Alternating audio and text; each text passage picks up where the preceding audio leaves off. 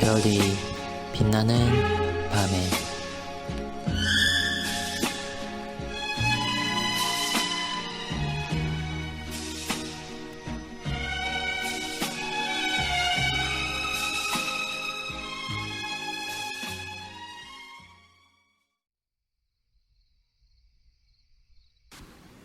(74문은) 136일차를 청구해 주시기 바랍니다.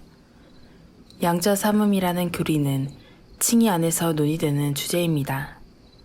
특히 이 주제는 이단 알미니안이 칭의에 대하여 가진 오류와 관련이 있습니다. 그들은 칭의를 소극적이고 협소하게 보아 죄 용서만을 포함시키고 하나님의 은혜로 말미암아 양자가 된다는 것을 제외시킵니다. 우리의 교리 문답이 가르치는 대로 칭의는 죄 용서와 함께 그리스도의 의로 말미암아 우리가 양자가 되며 그에 따르는 영광과 특권이 주어집니다.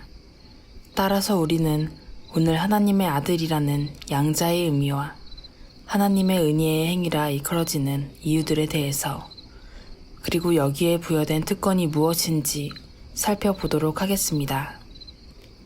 성경에는 하나님의 아들이라고 불렸던 대상들이 여러 종류가 있었습니다. 구약에서 이렇게 불리는 것은 대단한 권세를 지칭하는 것이었습니다. 욥은 천사들을 하나님의 아들들이라 불렀습니다. 시편 32편 6절은 재판하는 사람들을 지존자의 아들들이라고 했습니다. 그들은 불의한 재판관들이었습니다. 공정치 못했고 불의한 판결을 내리는 자들이었습니다. 하나님은 시인 아삽을 통하여 그들 자신이 얼마나 위대한 직분을 맡고 있는지 더불어 그에 따르는 엄중한 책임도 있다는 점을 각인시키기 위해 그렇게 불렀던 것입니다. 사도 바울은 이방 시인의 말을 인용하여 모든 피조물들에 비해 뛰어난 존재인 인류를 하나님의 자손이라고 표현했습니다. 그러나 우리의 기억에 가장 뚜렷하게 남는 것은 창세기 6장입니다. 하나님의 아들들이 사람의 딸들의 아름다움을 보고 이것은 어떤 신적인 능력이나 초월적 존재를 말하는 것이 아니라 하나님과 언약 관계를 맺은 사람들, 즉 교회라고 이해할 수 있습니다. 요한계시록에서 천사들로 표현한 존재를 성직자들로 이해할 수 있는 것과 같습니다. 구약에서는 이처럼 하나님의 아들들인 교회는 세상과 구별된 명예롭고 존귀한 이름을 받았습니다. 그럼에도 그 이름을 받은 모든 사람들이 필연적으로 구원에 이르게 된 것은 아니었습니다.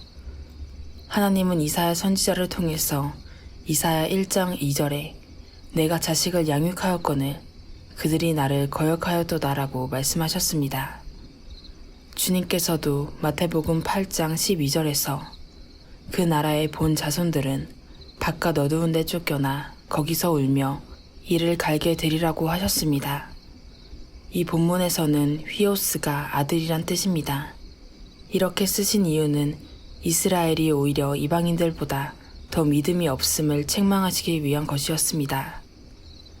그러나 진정한 의미에서 하나님의 아들은 독생자이신 우리 주 예수 그리스도 한 분뿐입니다. 다른 누구에게도 붙여질 수 없는 그 이름, 그의 신성과 인성에 있어서 성부에게서 위임받으신 구속의 일을 감당하시려고 우리의 보증인으로 이 땅에 오신 그리스도는 참 아들이십니다. 그리고 이제 오늘의 문답이 제시하는 것처럼 신자들은 양자로서 하나님의 아들이 되었습니다.